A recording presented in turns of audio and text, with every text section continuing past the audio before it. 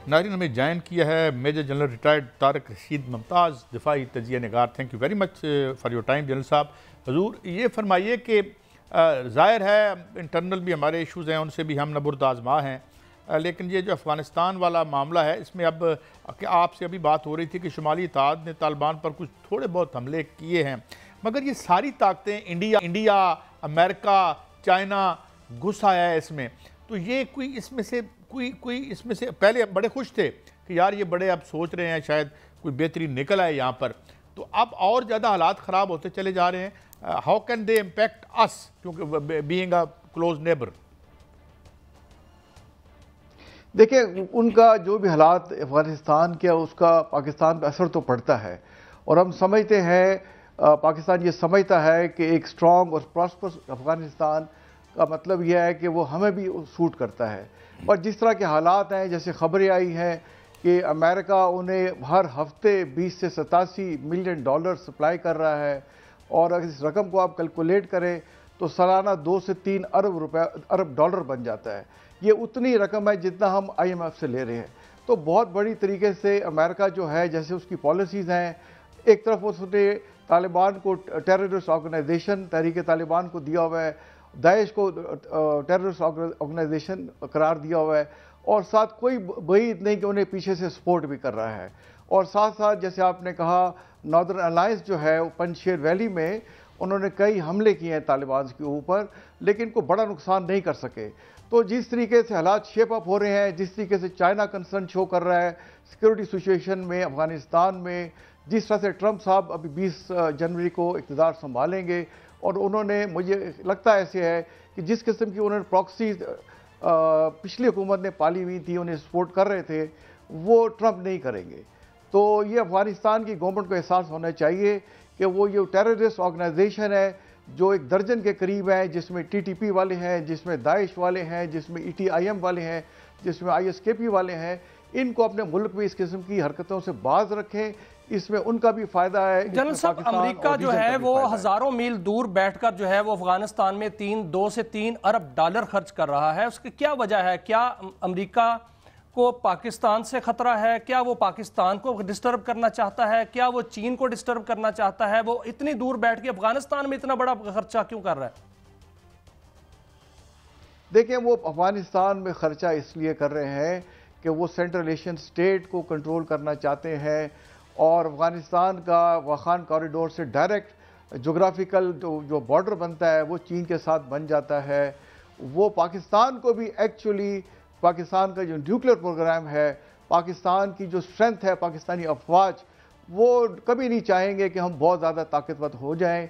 तो इसलिए वो एक प्रॉक्सी वॉर के ज़रिए अफगानिस्तान में डिस्टर्बेंस जो है, मेरा अपना ख्याल है, वो क्रिएट करना चाहते हैं, और ये सूट करता है। हाँ, आप क्या समझते हैं कि अच्छा जी, मियां साहब बात करें आप। जनरल साहब, ये वही तालिबान है ना जो हमें कई अरसों से ये बताते रहे कि लाल किला पर जो है वो हम झंडा गाड़ेंगे, कश्मीर फतह करेंगे। आज उन्हीं से मिल गए हैं। तो फिर क्या पाकिस्तान रा के साथ मिलकर पाकिस्तान के खिलाफ जो दहशतगर्दी की वहाँ से ज़मीन उनकी इस्तेमाल हो रही है, तो वो क्यों नहीं समझ रहे कि वहाँ पर जो है वो अगर पुरअमन अफगानिस्तान नहीं है तो अबूरी हुकूमत भी खतरे में पड़ सकती है? बिल्कुल पड़ सकती है। देखें, जैसे कहते हैं ना, you can not fool everybody all the time. तो इस तरीके से अफगानिस्तान की जो हुकूमत है अबूरी, वो सब दुनिया को बेवकूफ़ नहीं बना सकती। अभी इंशाल्लाह आप देखेंगे नियर फ्यूचर में उनकी अमेरिकन से आने वाली इमदाद काफ़ी हद तक कम हो जाएगी।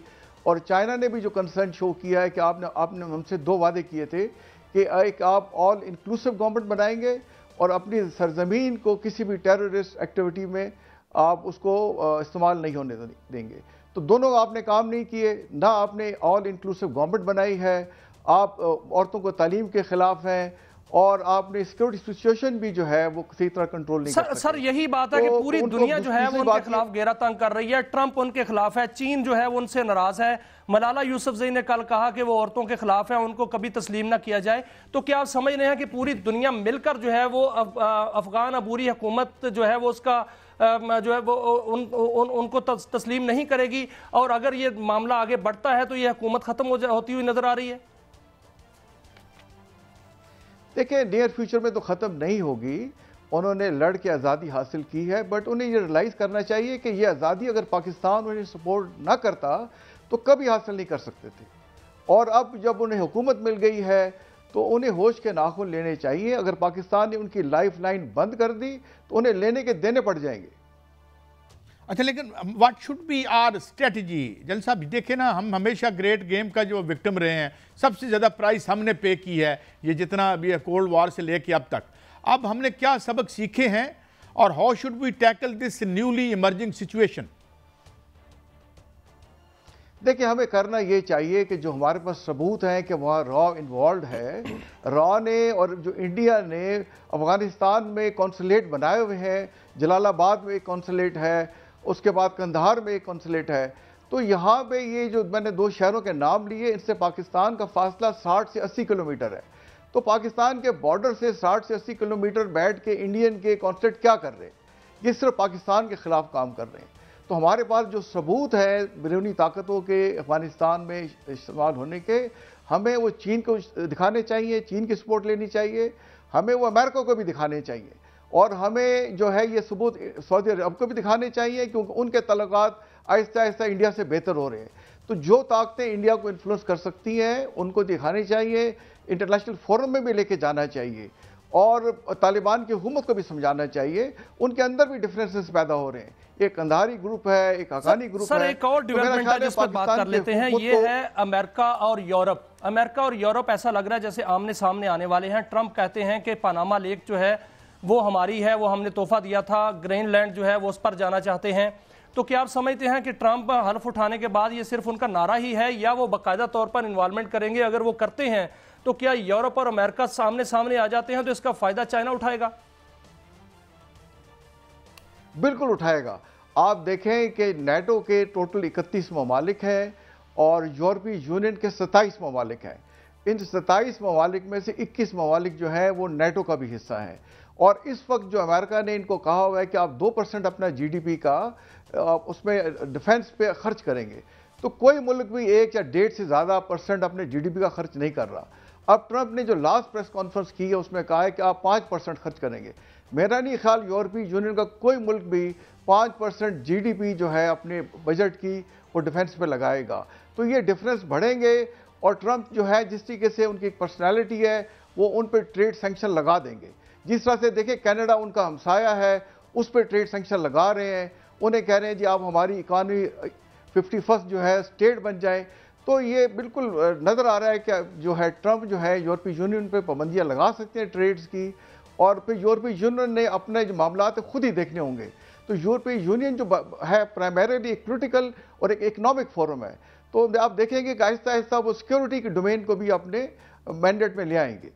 अच्छा जनरल साहब, एक और बात मैं आपसे चाहूँगा, ये बिल्कुल मैं जब देख रहा था हिस्ट्री में वो क्रॉनिकल देख रहा था, 1929 वाली सिचुएशन नज़र आती है। आप देख रहे हैं कि ले ऑफ्स हो रही हैं, स्ट्राइक्स जर्मनी में हो रही हैं, उनके अंदर एक खौफनाक माशी बुरान जो है वो हिट कर चुका है डेवलप्ड वर्ल्ड को।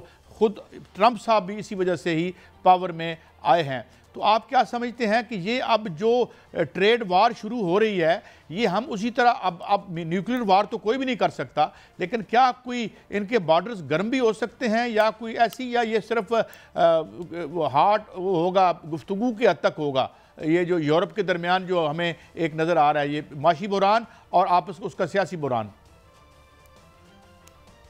देखिए, माशी बुरान ज़रूर होगा। आप देखें अमेरिका की जो टोटल इकोनॉमी है वो तकरीबन $29 ट्रिलियन की है, और अमेरिका ने जो बैरूनी कर्जे लिए हुए हैं वो $33 ट्रिलियन के लिए हुए हैं।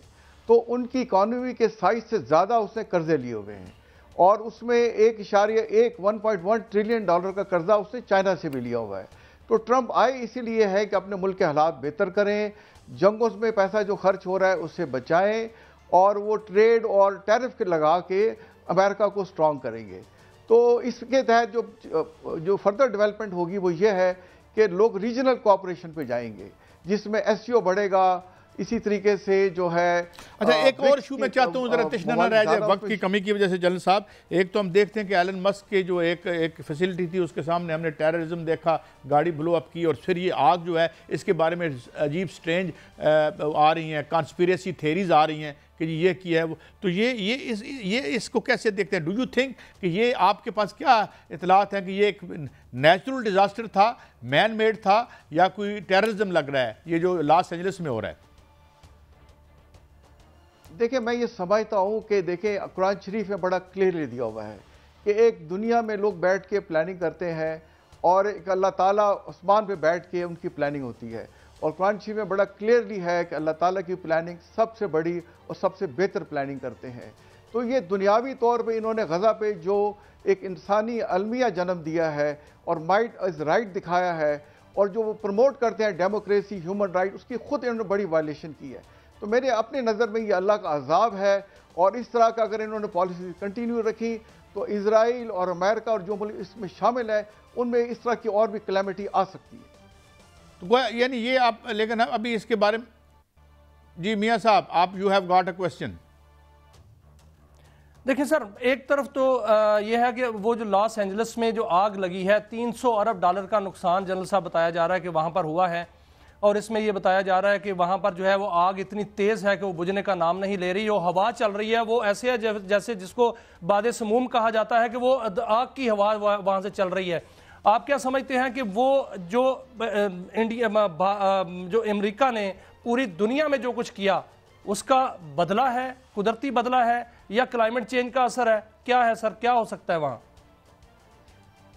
देखें, कोई ना कोई वजूहत तो बनती हैं, चाहे उसे क्लाइमेट चेंज का आप नाम दें, चाहे उसे कोई बाई चांस ये हो गया है, कोई ना कोई वजह तो है। बट मैं अपना ये समझता हूँ कि हमारे जिस तरह से रिस्पॉन्स था गज़ा में, जो कत्ल गारत और एक उन्होंने लोगों को इम्प्यूनिटी के साथ मारा है, और अल्लाह ताला ने भी अपना एक नमूना दिखाया है कि मैंने सिर्फ कुन कहना है और कुन फयकून हो जाता है। तो ये चीज़ों को रियलाइज़ करना चाहिए कि अल्टीमेट जो एक बड़ी ताकत है वो अल्लाह ताला के पास ही है। जल साहब, it is always a great pleasure to have you on the show.